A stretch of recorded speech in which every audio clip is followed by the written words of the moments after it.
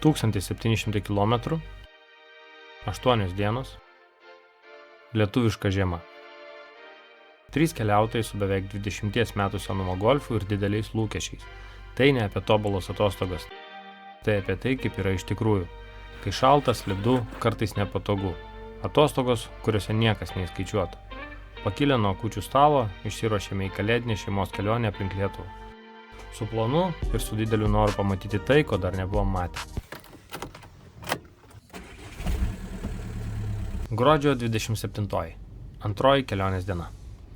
Ryte pagaminu pusryčius, pavalgom, apsitvarkom, susikraunam bagažą ir paliekam butą ramybėje. Judam Stelmužės ąžuolo link. Oras nelepina, bet dar neišvažiavę iš Zarasų, stabtelim prie Zarasų apžvalgos rato. Tai analogų Lietuvoje neturintis statinys, nuo kurio atsiveria Zaraso ežero panorama. Pagal orų prognozę turėjo šiandien snigti ir tikėjomės tokio sniegučio, bet kol kas tai, ką gauname, yra visiškai apsiniaukęs oras, nieko nepanašus į vakar dieną. Planas yra pasiekti Panevėžį, aplankyti Stelmužės ąžuolą. Daug dar kitokių vietų, tarp tų taškų yra ir apžvalgos bokštas, tai kol kas sunkiai įsivaizduoju, ką gražaus galima bus pamatyti apžvalgos bokšte tokiu oru.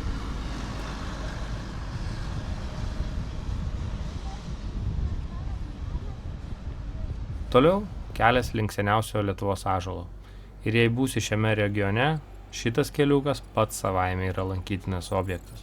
Vingiai, reljefo pasikeitimai, lengvas amerikietiškų kalnelių jausmas. Net važiuojant leistinų greičiu, šypsena garantuota.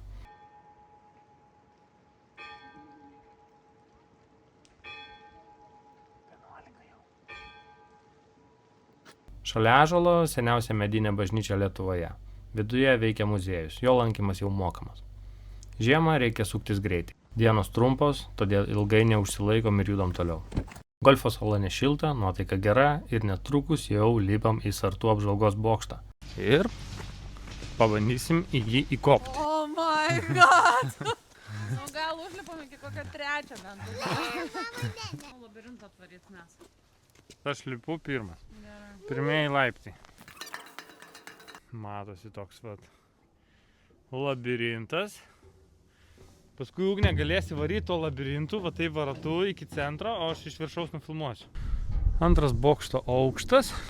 Jau matosi horizontas. Vėjukas stipresnis. Mes pasigrožėsim ir viskas. Ne, varom dar. Ne. Nenorit? Keliamės į 3 aukštą. Čia jau turim suoliuką kažkokį tai.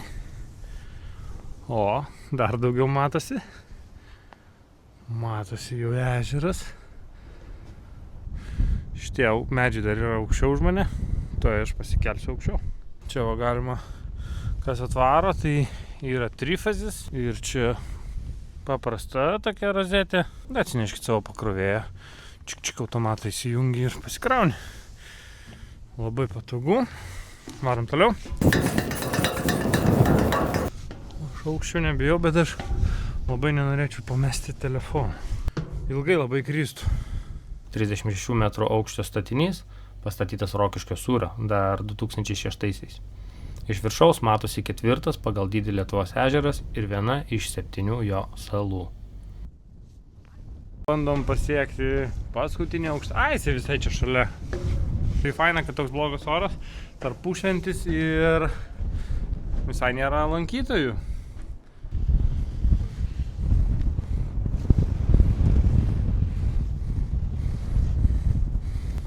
Ten kažkaip tai garuoja viskas. Mes esame čia.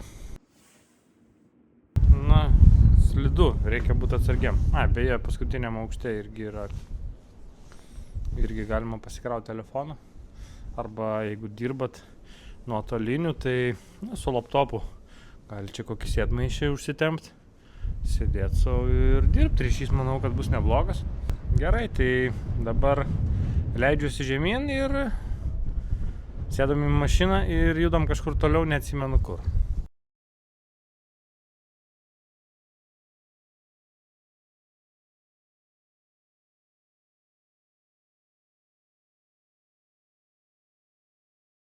Rokiškėje eglė, kažkokio bėgimo startas ir pietus pupelėje. Aš užsisakiau jautienos sriubą ir kaulo smegenis. Šitam kaulė yra smegenys, va jos yra iškeptos. Gintarė tom jum ir fish and chips, ugnė obuolių pyragas su ledais.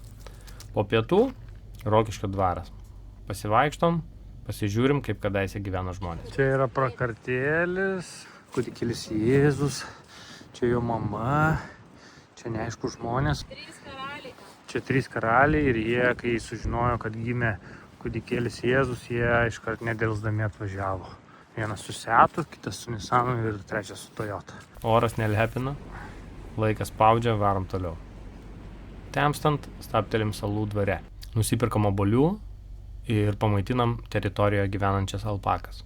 Gandai sklando, kad kažkur netoliese yra ir kalakutų, bet šalta, tamsu ir jų taip ir nerandam. Gal jau miega. Ant gražesnė juoda. Toliau Panevėžys, antroji nakvynė. Navigacija siūlo 2 kelius. 37 minutės arba 57. Pasirenku trumpesnį. Blogas sprendimas. Kelias, kratantis duobėtas, golfas varo Dakaro režimu. Išgyvenam, pasiekiam asfaltą ir per Kupiškį judam toliau. Konteineriai degė. O kaip jau užsidegė? Kažkas tai įmetė kažką degančio. Kupiškis pasitinka stiprių vėjų. Krenta dekoracijos, eglės viršūnė blaškosi kaip antena. Galiausiai Panevėžys.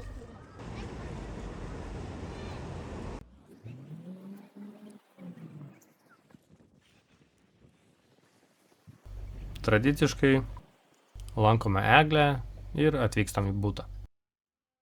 Iš išorės stilingas raudonų plytų pastatas, viduje nusivylimas. Mano svajonių būstas su židiniu, bet židinys nesutvarkytas, malkų nėra, dušo durys sugedusios, iš grindų pavojingai atsikišusios metalinės apdailos, švara abejotina. Nakvynė 69 €, einam miegoti.